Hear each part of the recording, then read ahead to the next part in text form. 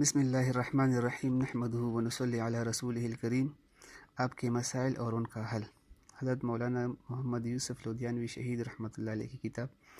آتے ہیں ایک نئے مسئلے کی طرف۔ مسئلہ یہاں پر یہ ہے کہ بوجہ عذر کھڑے ہو کر وضو کرنا۔ سوال کسی صاحب کا سوال ہے، کیا کھڑے ہو کر وضو کیا جا سکتا ہے جبکہ بیٹھ کر وضو کرنے میں تکلیف ہو؟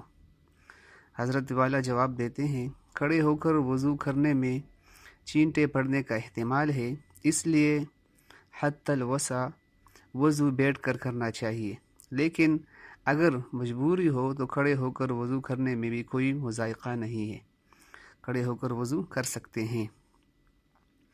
ایک دوسرا سوال اسی سے ریلیٹڈ، کھڑے ہو کر بیسن میں وضو کرنا۔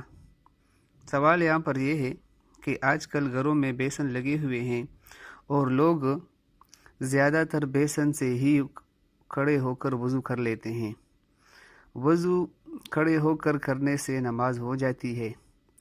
جواب، بالکل، وضو تو اس طرح بھی ہو جاتا ہے، اور وضو صحیح ہو تو اس سے نماز پڑھنا بھی صحیح ہے، لیکن افضل یہ ہے کہ قبلہ رخ بیٹھ کر وضو کریں۔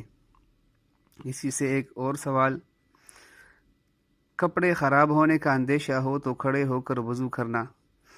کسی صاحب کا سوال ہے کہ کھڑے ہوتے ہوئے آدمی وضو کر لے، بیٹھنے سے کپڑے خراب ہونے کا اندیشہ ہو، اور اکثر اوقات آدمی کھڑے ہو کر وضو کرتے ہیں، تو کیا نماز ہو جاتی ہے یا نہیں؟ کیونکہ اس جگہ میں صرف شینک سسٹم ہے اور بیٹھنے کی جگہ نہیں ہے۔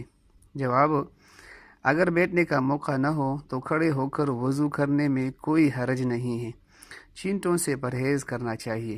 تو اس سے اندازہ لگائے کہ کھڑے ہو کر وضو کرنا جائز ہے، کھڑے ہو کر وضو کر سکتے ہیں۔ آج کل کیونکہ سسٹم جدا ہے، ہر جگہ بیسن لگے ہوئے ہیں، تو کھڑے ہو کر وضو کر سکتے ہیں۔